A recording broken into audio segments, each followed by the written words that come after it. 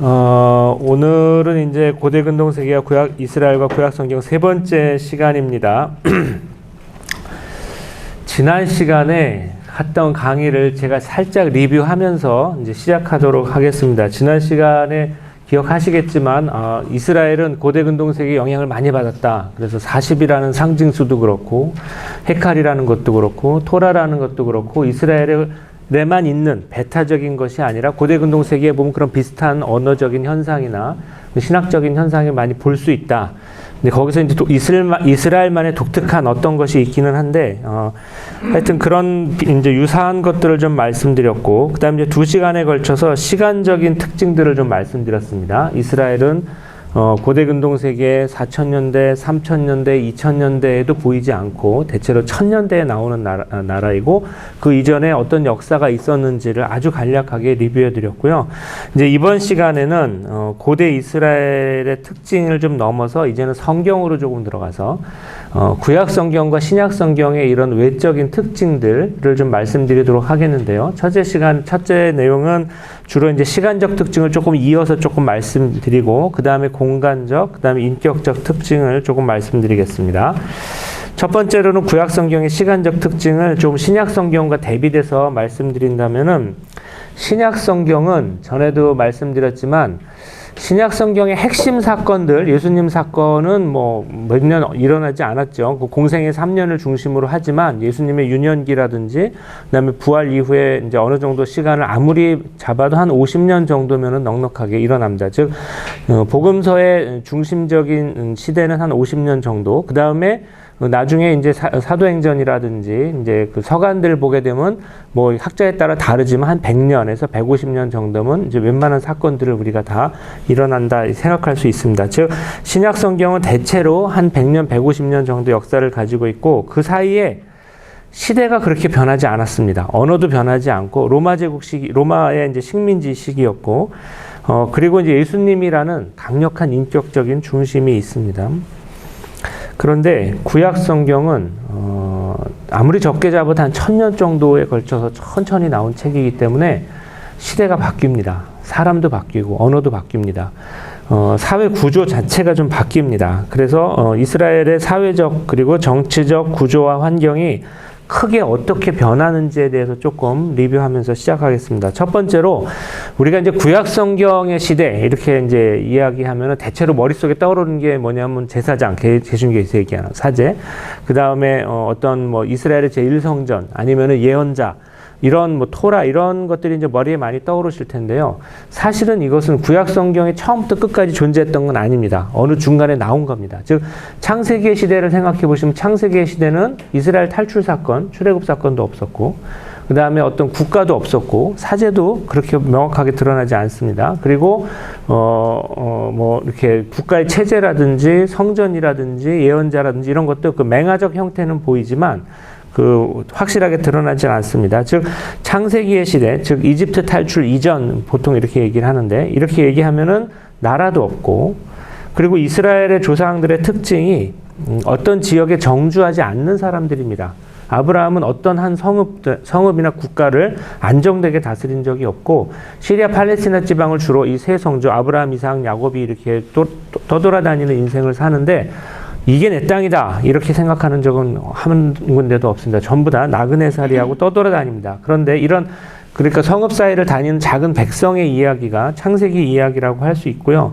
이런 이야기는 대체로 가정에 초점이 맞춰져 있습니다. 그 창세기 이야기는 한 가정이 이제 하느님의 선택을 받고 하느님의 부름을 받고 이제 살아가는 이야기인데 자손이 좀 잘 이제 좀 귀하고요. 그래서 아이를 잘 낳지 못하고 또 낳는다 하더라도 형제들끼리 자주 이렇게 화목하지 못합니다. 그 창세기 이야기의 특징인데요. 카인과 아벨 이야기에서도 그랬고, 그 다음에 이삭하고 이스마엘 이야기도 그렇고, 형제들이 자꾸 불화하고 헤어지고 이런 이야기들이 계속 일어납니다. 결혼하는 것도 늘 중요한 이슈가 되고요. 이제 이렇게 해서 이때 하느님은 어떤 하느님이시냐? 그러면 이제 가정의 하느님, 가정의 이야기이고 여기서 중요한 거는 이 가정 사이의 형제입니다. 이 형제들의 우애. 그래서 보게 되면은 맨 처음에 형제라고 할 수 있는 카인과 아벨은 이제 안타깝게도 이제 형이 아우를 죽였는데 그 이후에는 자꾸 이제 쫓겨납니다. 그리고 이런 이야기 스토리를 보면 창세기 이야기는 이제 우리가 막내 선호 사상이라고 하죠. 형과 아우 중에서 이 아우 쪽으로 갑니다. 계속해가지고. 그래서 이제 이건 좀 우리나라의 정서하고 조금 다르죠. 우리는 이제 장자가 이렇게 이제 상속하는 그런 나라인데 하여튼 이게 구약 성경의 특징입니다. 다윗도 막내였고 그 다음에 솔로몬도 첫 자식이 아니라 이제 밧세바한테서 얻은 자식이고 그래서 뭔가 작은 어떤 형제가 있으면 작은 형태에 초점이 맞춰지는 이야기입니다. 그 다음에 이제 이집트 탈출 이야기가 되면은 이제 지금도 우리가 유효한 이제 신학적 구도가 있습니다. 신학을 배우실 때 이제 맨 처음 배우시는 게 우리 이제 창조주 하느님이 계시고 온 세상의 주제자 그리고 우리 이제 백성, 교회와 이 인간들이 있습니다. 그러면 요 사이에 우리와 하느님을 이어주는 존재가 예수 그리스도이시죠. 그래서 우리가 예수 그리스도를 통해서 하느님을 믿는 게 이제 우리의 신앙입니다. 이 구도는 변하지 않습니다. 그래서 누가 예수님의 이 중재권, 하느님과 우리를 이어주는 중재자에 누가 다른 게 들어가게 되면 이게 뭐 사이비가 됐든 아니면 뭐가 됐든 들어가게 되면 이거는 다 이단이 됩니다. 오직 예수님을 통해서만 우리가 하느님을 갈 수 있는 거죠. 이렇게 하느님과 백성과 중재자의 구도가 처음으로 나타나는 책이 탈출기입니다. 출애굽기. 출애굽기 맨 앞에 가게 되면은 그때 이집트로 들어간 백성들의 이름은 이러하였다. 그래서 이제 백성이 등장하게 되고요. 그러니까 창세기에서는 백성이라기보다는 가정입니다. 근데 이제 12지파가 형성이 되고 그 12지파의 아들들이 어느 정도 수로 불어나서 백성이 되면은 그때부터 탈출기가 됩니다. 이제 그래서 창세기의 하느님은 가정의 하느님이시니까 가족 구성원이 어려울 때 되면 나오십니다. 개인적으로.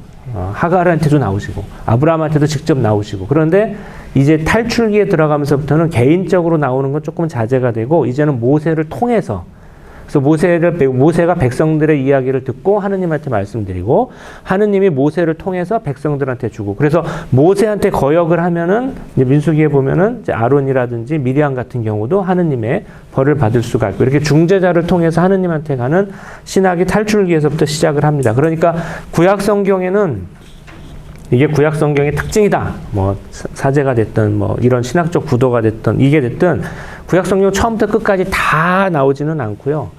이게 언제 구약 성경이 어느 시점에서 시작이 되었고 어느 시점에 발전이 되었고 하는 이게 전승사적 발전사를 좀 알아야 됩니다. 그 다음에 이제 광야 시대로 들어갑니다. 광야 시대로 들어가면서 아직 제도나 이런 건 잘 갖추어지지 않습니다. 맹아적인 제도가 이제 그 백성의 이제 그 대표를 뽑고 하는 건 나오지만은 어떤 전반적인 체제 같은 거는 아직 좀 미흡하고요.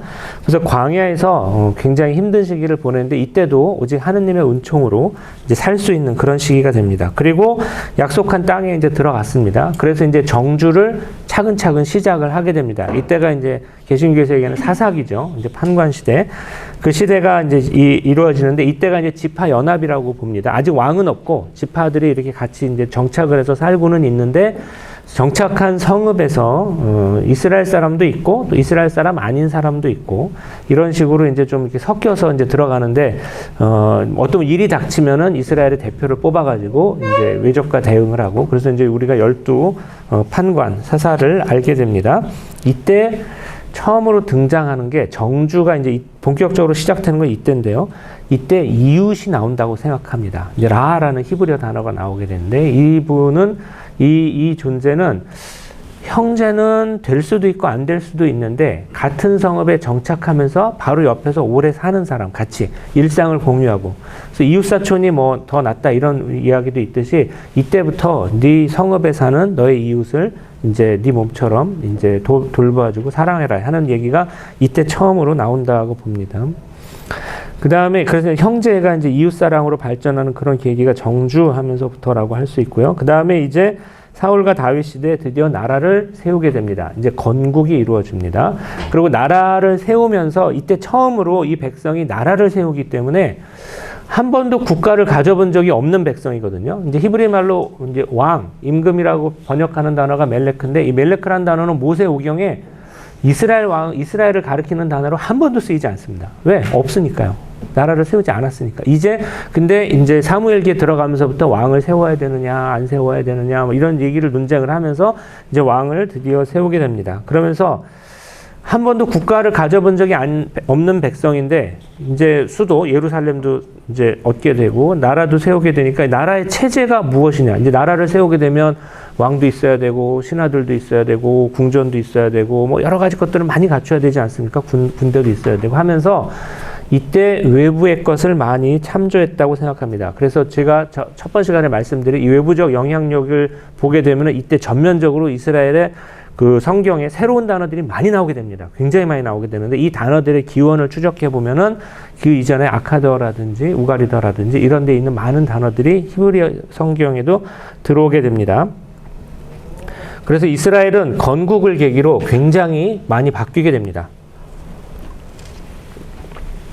그리고 이때 핵심이 이제 왕권 신학, 왕을 통해서, 그러니까 중재자의 계보가 바뀝니다. 원래는 모세였다가 모세의 후계자 여호수아였다가 그다음에 12판관으로 갔다가 드디어 이제 왕이 백성과 그 하느님을 이어주는, 그래서 이제 다윗 왕과의 약속이 이제 이루어지고 하는 그 시기입니다. 이때가 이제 왕권 신학을 받아들이게 되고, 이제 대관식, 이제 내가 오늘 너를 낳았노라 하는 시편 2편에 이제 그 신학도 이때에 이제 이스라엘에 도입되었다고 이제 생각을 합니다. 그런데 이때까지는 괜찮았는데 이제 조금 지나게 돼서 이스라엘이 나라도 부패하게 되고, 예언자들은 사회적인 부패도 문제이지만 근본적으로 이제 하느님을 향한 신앙에 대해서 문제를 삼게 됩니다. 그래서 우상을 섬기지 말고 바알을 섬기지 말고 오직 하느님만 섬겨야 된다. 우리 하느님은 고대 근동의 이웃 나라의 다른 신과는 완전히 다른 분이시다 하는 이제 신학을 발전시키게 됩니다. 그리고 이스라엘의 이 예언자들의 신학이 사실은 이스라엘의 신학적 발전에 매우 큰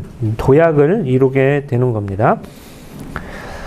그런데 이제 이 예언자들의 이제 활동이 많이 이루어졌는데, 이제 여러분 아시다시피 이게 이제 그 현실에서 잘 받아들여지지 못하고 이러면서 이스라엘이 이제 유배를 가게 됩니다. 이제 포로기가 시작되는 것이죠. 그래서 이때 우리가 유배, 포로 이런 단어도 많이 쓰는데 이제 신학적으로 많이 제가 주목해야 된다고 늘 이제 학생들한테도 얘기하는 단어는 망국입니다. 나라가 망한 겁니다. 그리고 이게 이스라엘의 예언자들과 그 신학자들한테 매우 큰 영향을 줍니다. 왜? 우리가 자꾸 보잘것없는 백성이었지만 하느님이 우리를 선택해 주셔가지고 이집트 탈출 사건이라는 정말 유일한 사건도 겪게 되고, 그 다음에 이제 하느님의 은총으로 이렇게 살아와가지고 이 나라를 세우게 되어서 이 나라는 정말 독특하고 특별한 나라라고 생각을 했는데, 그래서 하느님의 약속은 이제 저버려지지 않는다 이렇게 생각을 했는데 나라가 망했단 말입니다. 그래서 유배 중에 굉장히 깊은 신학적 성찰이 이루어집니다. 우리가 왜 망했냐? 우리가 하느님의 뜻에 잘못한 게 무엇이냐? 이러면서 지금 우리가 알고 있는 신학적인 어떤 틀이 형성이 됩니다. 하느님과 우리의 계약이 매우 중요한데 우리가 이 계약에 충실하지 못했구나. 근데 이 계약이 원래 이제 양 쌍방의 쌍무적 계약이면 우리가 잘못하면 이 계약이 파기되어야 되는데 하느님께서는 큰 은총으로 우리한테 다시 한번 기회를 주실 것이다. 에제키엘, 이제 개신교에서 에스겔이라고 하는 이제 이런 신학을 많이 발전시키게 됩니다. 유배 중에 더욱 신학이 발전하게 됩니다. 고난 중에 신학이 발전하게 되는 것이죠. 그래서 이제 지금까지 있었던 많은 사건들을 역사를 반추하게 됩니다. 이제 유배가 가게 되면 적어도 한 400~500년 정도의 역사적인 체험이 축적이 됩니다. 그래서 이거를 갖고 다시 한번 신학적으로 반성하게 되는 계기가 유배라는 계기가 이루어집니다. 그리고 유배가 풀리면서 이스라엘은 이제 새로운 계기를 맞게 됩니다.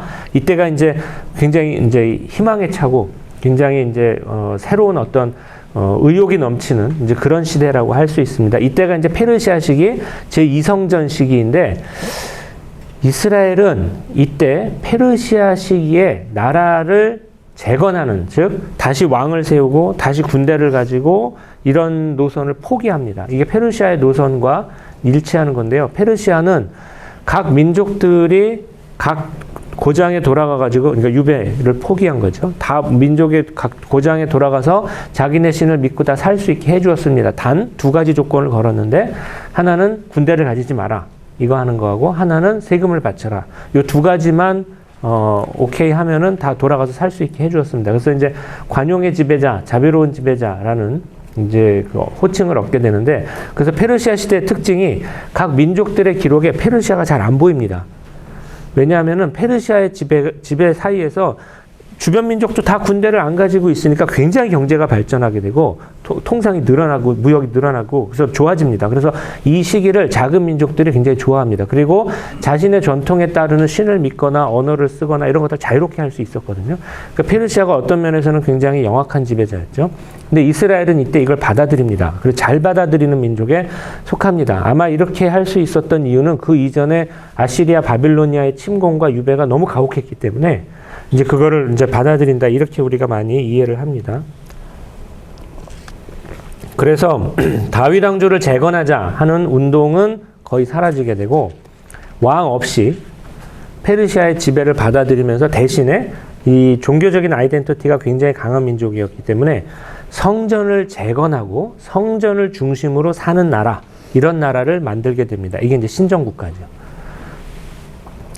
그래서 이때의 기록을 보게 되면은 만군의 하느님이라는 표현이 이때 많이 사라집니다. 이게 만군의 하느님은 전쟁에서 이기는 하느님, 광야 시대나 여호수아나 아니면은 이제 판관 시대나 이때 나오는 호칭들인데 이런 호칭들은 페르시아 지배자들과 조금 마찰을 빚을 수 있다고 생각한 것 같아요. 그래서 이때는 이런 하느님보다는 내면화된 하느님, 좀 철학화된 하느님, 이런 하느님이 이제 이루어지게 됩니다. 이게 이제 페르시아 시대고 이후 이제 세계의 판도가 변합니다. 페르시아 지배자들이 무너지게 되고 이제 그리스 사람들이 들어오게 됩니다. 이제 알렉산드로스 이후 헬레니즘이 퍼지게 되는데 이 헬레니즘이라는 시대에 이스라엘은 페르시아 시대와 비슷하게 적응을 했습니다. 그러니까 그리스어를 배우고 그리스 문화를 받아들이고 그래서 결국은 구약성서 시대 말기에 이스라엘은 언어가 크게 변하죠. 유배 갔다 와서 아람어로 변하고 페르시아 시대 때 그리스어를 쓰게 됩니다.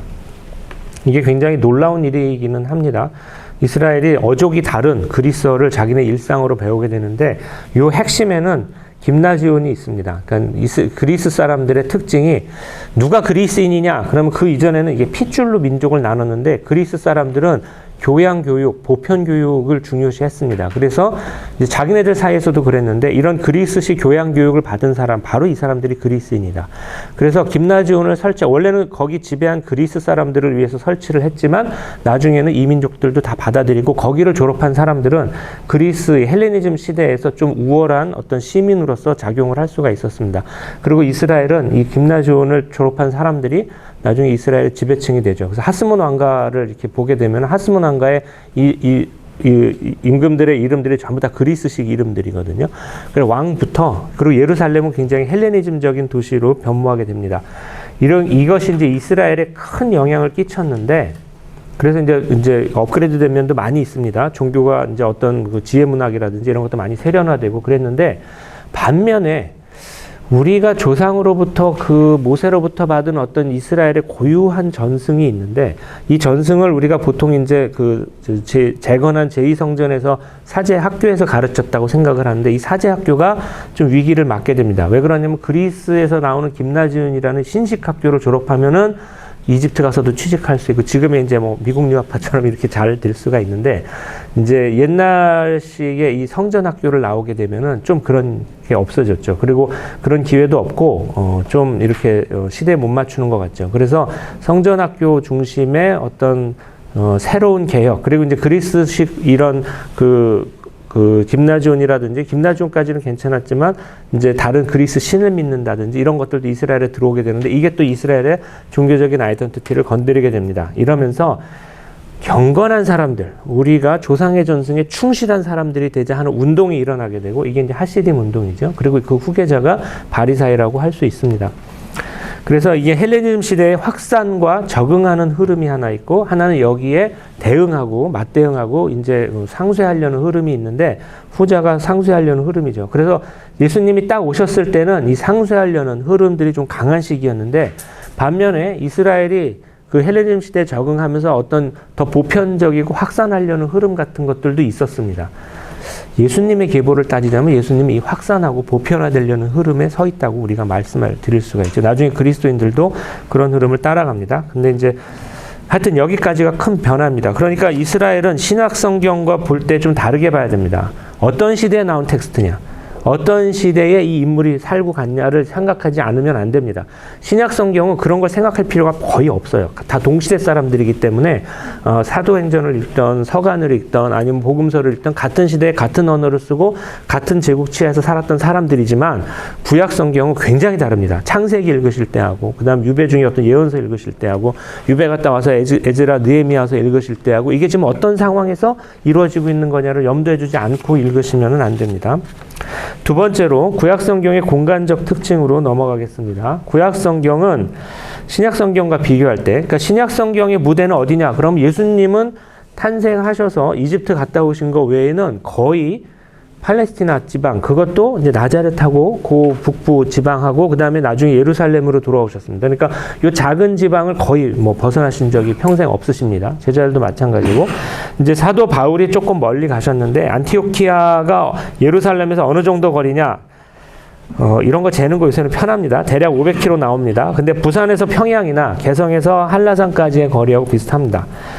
에페소가 조금 더 멉니다. 근데 에페소는 대체로 한 1000km 정도인데 한반도의 남북 길이가 한 1100 정도 되니까 예루살렘에서 그 정도 거리가 신약 성경의 무대라고 할 수 있습니다. 근데 뭐 데살로니카 이건 좀 멀긴 합니다만 어쨌든 신약 성경의 그러니까 복음서의 무대는 이제 이스라엘 남유다 땅과 북이스라엘 영토 그 정도이고 신약 성경의 무대도 대체로 한반도나 조금 더 벗어나는 정도의 크기라고 할 수 있습니다. 그러니까 공간적으로도 신약 성경은 그렇게 크지는 않습니다. 근데 구약 성경은 사이즈 자체가 다릅니다.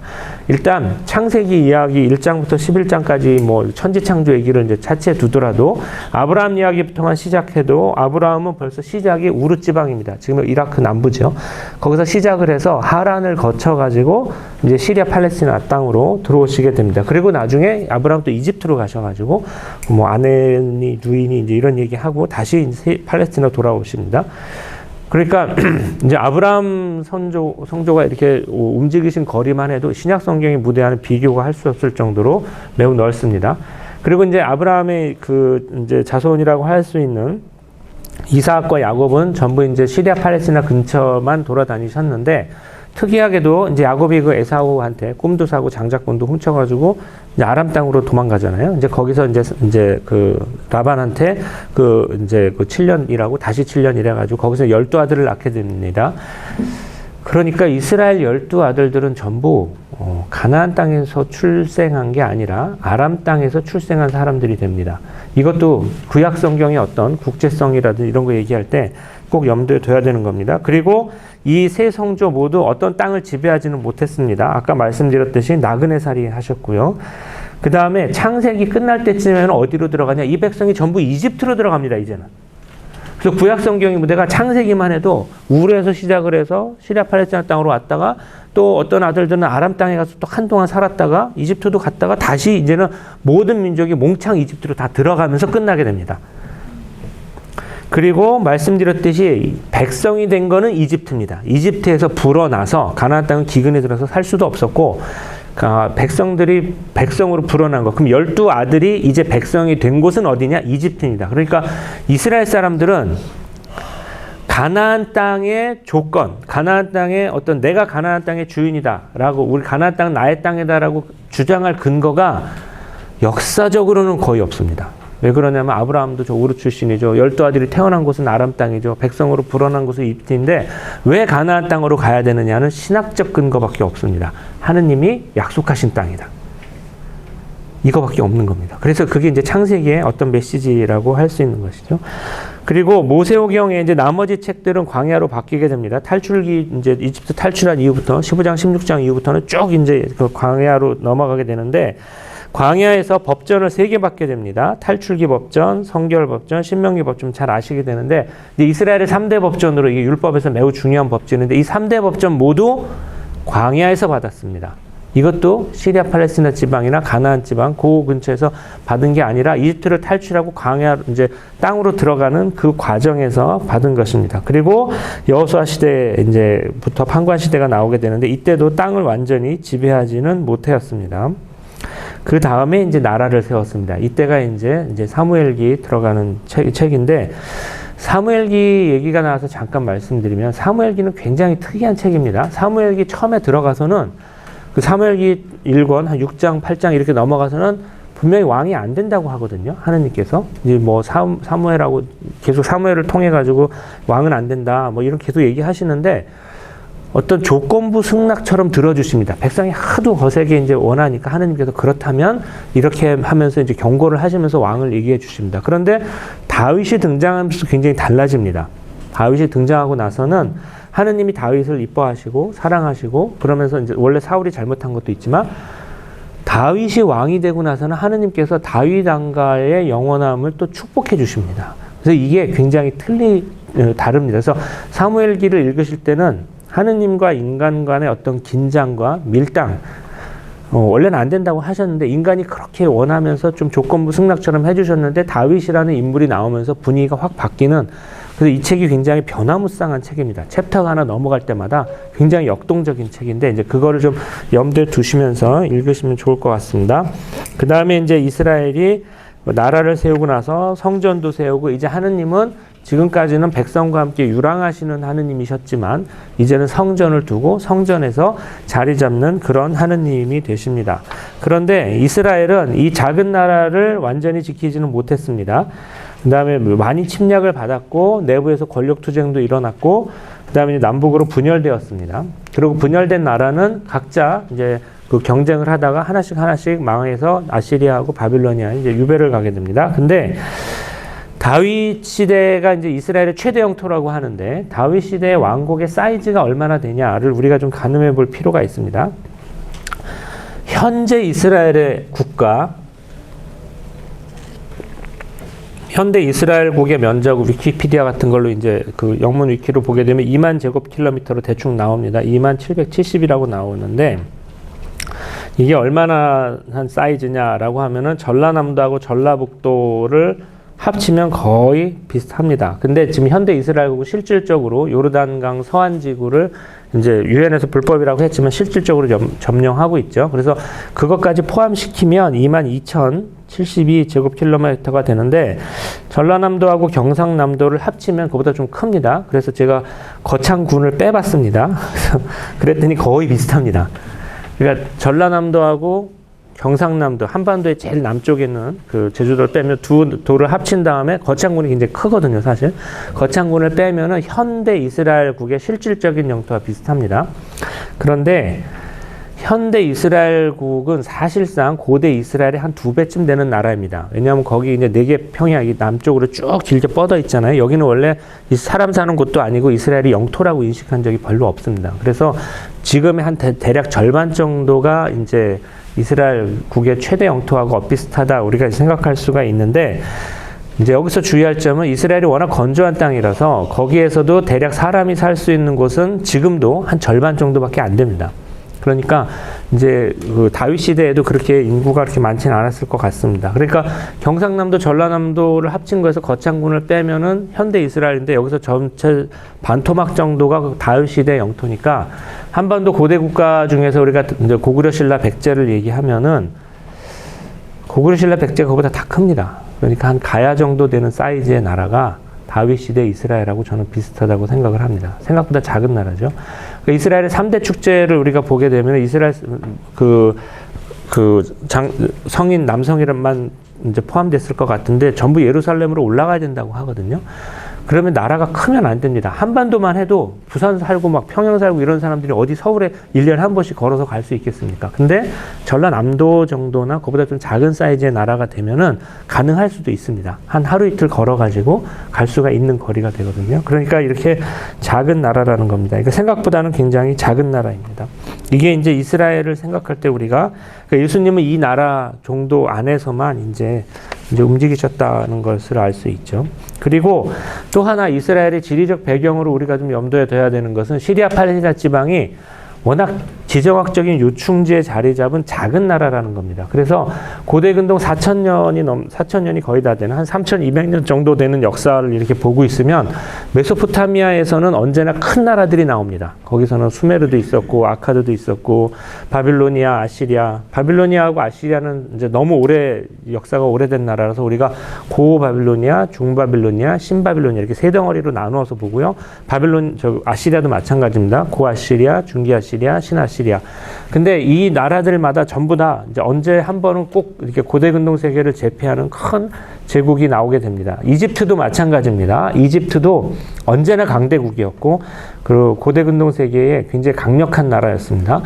히타이트가 있었던 지금의 튀르키예 지방이죠. 제가 이제 이번에 6월 달에 가는 거기인데, 거기 튀르키예도 히타이트라는 강력한 제국이 나와서 이집트와 이제 그 세계 패권을 놓고 겨룬다든지, 그다음 이런 일들이 일어나게 됩니다. 그러니까 이 나라, 요 지금 말씀드린 요곳의 특징은 강이 있고, 그 다음에 인구를 좀 넉넉하게 먹여서 살릴 좀 땅 자체가 좀 큰 나라들입니다. 근데 시리아 팔레스티나 지방, 이스라엘이 속하고 거기 이제 페니키아인들, 아람인들, 그다음 이런 민족들이 사는 그 땅은 이 큰 나라들이 발응했을 때 꼭 점령해야 되는 지정학적인 요충지입니다. 그리고 여기서는 큰 제국이 나온 적이 한 번도 없습니다. 지금도 마찬가지죠. 그 안에서 늘 분쟁이 일어나는 곳은 그 지역입니다. 그래서 지정학적인 요충지에 자리 잡은 이제 약소국으로서 땅이 협소하고 산물이 풍부하지 못해서 강력한 어떤 헤게모니나 정치 권력이 나오지는 못한 그런 나라입니다. 자, 이제 유배하고 귀환 시대로 이제 좀 넘어가면요. 유배가 되면서 성경의 지리적인 배경은 또 바뀝니다. 백성들이 이제는 바빌로니아로 가게 됩니다. 그래서 에스겔서 보게 되면은 태생은 이스라엘 예루살렘 같지만 이분의 주요 활동 무대는 이제 유배 중에 백성이 됩니다. 바빌로니아가 됩니다. 그리고 유배 갔다 와서는 이제 키루스 해방령으로 다시 땅으로 돌아오게 돼서 구약 성경의 무대는 다시 이 팔레스티나 지방, 가나안 지방이 됩니다. 이렇게 구약 성경에 1000년 동안 이렇게 고대 근동 세계라고 하지만 지금 우리가 사실상 고대 근동 세계에 이스라엘에 돌아다닌 지역은 고대 근동 세계의 세계 전체였습니다. 그 당시 사람들이 생각하던 세계 전체가 서쪽으로는 이집트고 동쪽으로는 메소포타미아였거든요. 인도 이런 것은 아직 이제 생각하지도 않았을 때입니다. 그러니까 요 지역 전체를 이스라엘은 다 쓰게 됩니다. 그러니까 구약 성경의 무대는 그 당시 사람들이 생각하던 세계 전체라고 할 수가 있습니다. 그래서 구약 성경의 인물들을 볼 때는 이분이 지금 어디에서 출생하셨고, 이분이 지금 하느님의 말씀을 전하는 게 어느 지역인가? 이게 지금 이스라엘인가? 예루살렘인가? 아니면 이집트인가? 광야인가? 아니면 바빌로니아인가? 그리고 이분이 지금 바빌로니아에 유배에 갔다 온 그런 기억을 갖고 계신 분인가? 아니면 아직도 창세기의 조상들처럼 아직도 나라를 세우기 전에 그냥 그 가정 종교일 때 하느님을 체험하신 분들인가? 이런 것들을 염두에 두면서 읽어야 됩니다. 신약 성경은 그럴 필요가 별로 없어요. 신약 성경은 다 동시대에 같은 언어를 쓰고 거의 같은 지역에서 살았던 분들이니까 이런 생각을 할 필요가 없는데, 구약 성경은 이걸 염두에 두지 않고 읽으시면은 좀 메시지가 좀 이렇게 정확하게 다가오지 않을 수도 있습니다. 끝으로 이제 오늘 이제 이걸 모두 종합을 해서 구약 성경의 인물들의 관계를 제가 정리해 보겠습니다. 구약 성경과 신약 성경은 이 종합적으로 인격들의 관계가 틀립니다. 신약 성경의 인물들은 동질성이 강합니다. 지금 말씀드린 대로 같은 시대에 거의 비슷한 지역에서 사셨기 때문입니다. 그래서 그리고 로마 제국이라는 하나의 거대한 제국하에 살고 있었습니다. 그리고 이게 이제 중요한데요. 신약 성경의 인물들은 대체로 서로를 알고 있습니다. 서로를 인식을 하고 있습니다. 예수님과 12제자들은 당연히 이제 친밀하신 분들이고, 그 다음에 이제 예수님 주변에, 제자들 주변에 있었던 여인들도 아마 알고 있습니다. 지금 성당이나 이렇게 교회에서 이루어지는 것처럼 어떤 여인이 어떤 분이고, 어떤 사도가 어떤 성격이시고, 이런 거 잘 알고 있었을 겁니다. 사도 바울의 경우가 조금 특이한 경우입니다. 예수님 박해하던 사람이고, 다마스쿠스로 가는 길에서 이제 예수님을 직접 체험을 하고, 눈이 멀고, 이런 체험을 한 다음에 예수님의 제자가 되었는데, 그 다마스쿠스로 가는 체험 바로 뒤에 어떤 이야기가 이어지냐면은, 이분이 그래가지고 내가 예수님을 탄압하고 그랬는데 왜 나를 탄압하느냐 이 말씀을 듣고 이제 회개를 했습니다. 인생의 방향을 180도로 바꾸어가지고 제자단에 들어가고 싶었지만 제자단에서 저 사람은 우리를 박해하던 사람이 아니냐 이러면서 좀 받아주기를 꺼려하고 이렇게 좀 얘기하는 대목이 나옵니다. 즉 예수님과 함께 다닌 그 제자 그룹에 들지는 못했지만 제자 그룹도 저 사람이 누구다라는 걸 알고 있었던 거죠. 어느 정도. 그리고 당연히 박해하던 사울도 알고 있었겠죠. 예수님의 베드로라는 제자가 있고 어떤 제자가 있고 예수님 어디가 이런 거 다 알고 있었겠죠. 물론 탄압하려는 목적으로 알고 있었으니까. 그래서 예수님과 그 신약 성경에 나오는 인물들은 대체로 서로를 어느 정도 인식하고 있는 분들입니다. 이게 이제 그래서 신약 성경의 인물들은 동질성이 강하고 또 하나 신약 성경은 예수님이라는 강력한 중심이 있습니다. 그 신약 성경의 모든 메시지는 사실은 예수 그리스도가 어떤 분이냐, 그분이 어떤 가르침을 우리한테 주셨느냐, 예수님을 어떻게 믿고 사는 게 잘 사는 것이냐 하는 메시지로 사실은 초점이 맞추어져 있는 겁니다. 그러니까 예수님이라는 강력한 중심이, 인격적 중심이 존재하고, 그리고 그 주변에 신약 성경에 등장하는 많은 인물들은 예수님과 굉장히 강력한 그 연관을 갖고 있고 자기들끼리도 어느 정도 존재를 인식하고 있는 그런 사람들입니다. 그런데 구약 성경은 그렇지 못합니다. 구약 성경의 인물들은 1000년이 넘는 세월 동안 쭉 흩어져 있는 분들이라서 굉장히 다양한 지역과 다양한 시대에 흩어져 있습니다. 일단 구약 성경에 등장하는 인물들 사이에 언어적인 장벽이 큽니다.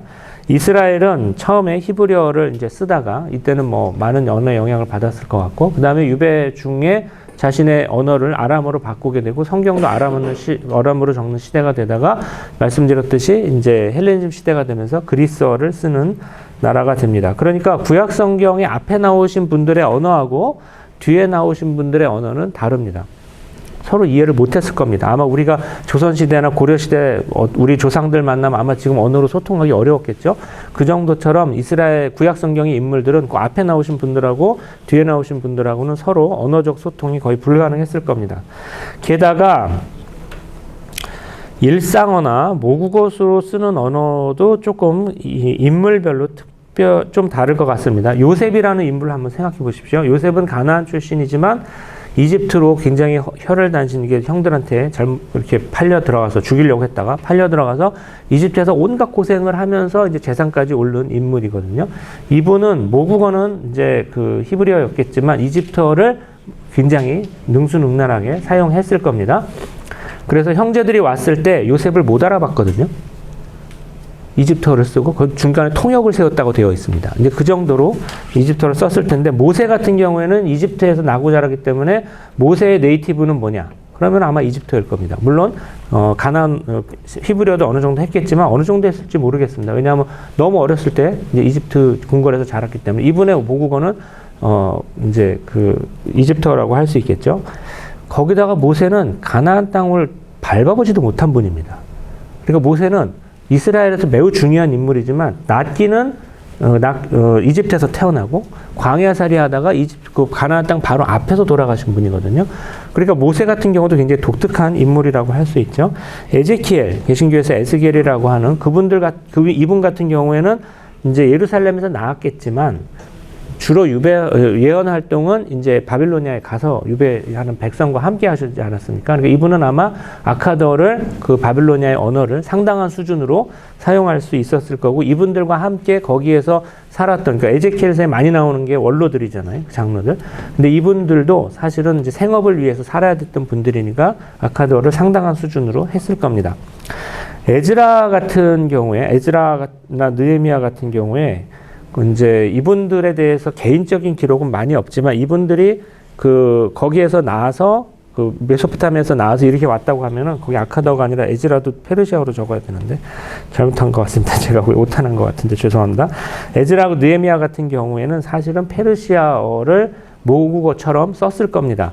특히 이제 느헤미야 총독이라는 단어가 느헤미야서에 나와서 이제 페르시아의 총독 아니었겠냐 우리가 이렇게 보는데, 이렇게 되면 이분은 이름이 느헤미야이고 이제 하느님의 충실한 삶을 살아서 히브리어도 상당히 하셨겠지만 페르시아 관리로서 페르시아어도 네이티브처럼 잘 했을 것이다. 우리가 이렇게 이해할 수 있습니다. 그리고 이제 개신교의 성경에 들어가 있지 않지만 마카베오기 같은 경우에 보게 되면 완전히 그리스어고 자신들도 이름을 막 그리스식으로 쓰거든요. 그래서 이분들은 이제 그리스어를 일상어나 모국어로 쓰고 아람어를 상당히 사용하셨을 것이다.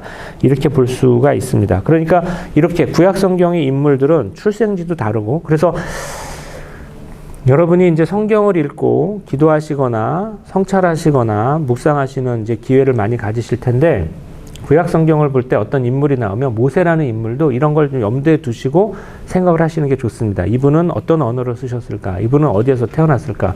이분이 체험하셨던 어떤 지리적인 배경은 어떻게 되는가? 이런 걸 좀 염두에 두셔야 되죠.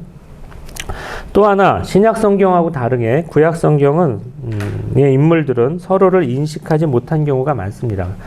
일단 살아가는 시대가 구약 성경 초기에는 이집트 탈출은 이제 후기 청동기 시대라고 우리가 보고요. 그 다음에 이제 솔로몬 시대부터 본격적인 철기 문화나 그 철기 병거들이 들어왔다고 봅니다. 그 사이에 이제 철기 문화가 이스라엘에 보급된 거라고 볼 수 있죠. 그래서 시대가 일단 다르고요. 그 다음에 구약 성경의 인물들은 앞에 인물이 뒤에를 이제 모르는 것 같습니다. 당연하죠. 아브라함이 모세를 알았겠습니까? 모르죠. 아브라함은 돌아가신 분입니다. 그 사이에. 모세는 훨씬 후의 사람입니다. 모세가 가나안 땅에 못 들어갔잖아요. 모세가 예레미야라든지 이사야라든지 다윗 같은 인물을 알았겠습니까? 모르죠. 그 앞에서 돌아가셨으니까요. 이 구약 성경의 인물들은 후대 분들은 앞에 분들을 아셨겠죠. 자신의 조상이고 하니까. 근데 앞에 살다 돌아가신 분들은 후대 인물을 알 수가 없습니다. 하느님께서 나와가지고 그 어떤 환시 중에 하나하나 다 가르쳐 주지 않는 이상은 그냥 우리가 보통의 인간으로 생각을 하면은 알 수가 없는 분들이시죠. 그래서 선대의 인물들은 후대의 인물들을 이제 체험하지 못하고 알 수가 없었고, 후대의 인물들은, 선대의 인물들은 알고는 있습니다. 그런데 구약 성경의 후대의 인물들이 선대의 인물들을 인용하는 경우가 있습니다. 예를 들면은 예언자들 같은 경우에 너희들 이제 그 타락하는 백성들이나 왕들을 보고 나서 안타까운 마음에 이렇게 살지 마라. 이렇게 윤리적으로도 타락하지 말고 신앙적으로도 하느님만 믿고 살아라. 야훼 하느님한테 올곧이 충성을 해라.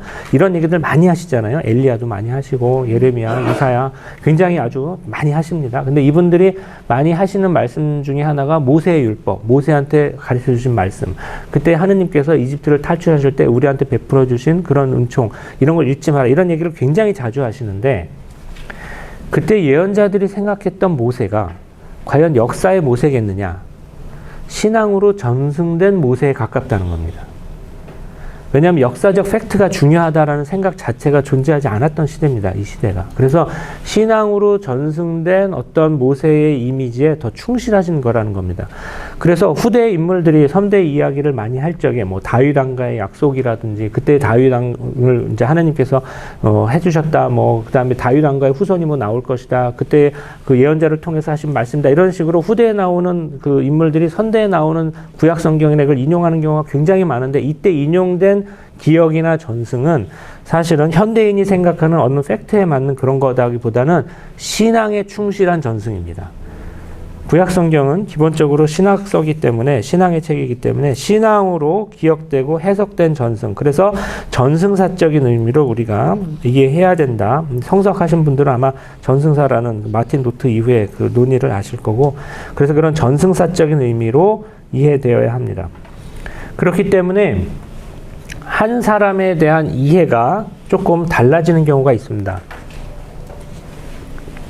아브라함이라든지 모세라든지 다윗이라든지 이런 인물들이 원래의 역사적인 어떤 인물의 상이 있고, 그 다음에 나라를 세우면서, 그 다음에 유배를 거치면서, 그리고 유배가 끝나면서 앞에 인물들을 재해석하면서 나오는 게 있습니다. 이를테면은 우리가 이집트 탈출의 이야기는 굉장히 중요하고 이스라엘도 굉장히 중요한데, 유배를 갔다 오면서 이게 제2의 탈출이구나 하는 이야기가 나오거든요. 그럼 이 제2의 탈출이라고 하면서 그 앞에 있었던 이집트 탈출 사건이나 모세의 이야기가 사실은 성서 안에서 재해석되는 겁니다. 그리고 예수님 오셔가지고 다시 구약 성경의 이야기를 재해석해 주면서 다시 업그레이드 된 거죠. 그러니까 구약 성경 안에서 이러한 여러 가지 해석의 역사, 여러 번 해석되는 역사를 우리가 볼 수가 있는 겁니다. 그래서 이게 또 신약 성경하고 다른 점입니다. 신약 성경은 예수님을 직접 체험한 사도들께서 쓰신 글이기도 하고, 사도 바울 같은 경우에 직접 체험은 이렇게 어떤 신비적인 사건으로 했지만, 또 그분이 해석한 그러니까 그 해석과 어떤 역사적 그 예수님 사건과 사이가 그렇게 멀지 않았지만, 구약 성경은 앞에 있었던 어떤 역사적인 사건과 이것이 해석되는 것 사이에 적어도 수백 년의 그 세월이 있고 그 사이에 자신들이 체험했던 독특한 사건이 존재하는 경우가 굉장히 많습니다. 그래서 여러 번 해석된 역사 속에서 인물들이 서로 재해석된다 하는 겁니다. 그러니까 인물들의 역사를 이제 종합을 하면은 원래 인물들이 여러 시대에 걸쳐 가지고 다양한 지역에 흩어져 있고, 그러니까 신약 성경은 동질성이 매우 강하지만 구약 성경은 이런 다양성이 좀 큰 책입니다. 그리고 이분들이 살다 간 시대와 역사와 그다음에 경험한 제국도 틀리고 언어도 틀립니다. 그리고 그 안에서 그 앞에 선조들의 이야기를 재해석하는 그런 다양한 층의 해석사도 우리가 볼 수가 있는 겁니다. 그 구약 성경은 신약 성경하고 볼 때 이러한 좀 다른 점이 있는 거죠. 그래서 제가 이거를 좀 종합을 하면 전반적으로 시대적이나 지리적이나 아니면 인물의 관계에서 신약 성경은 동질성이 강합니다.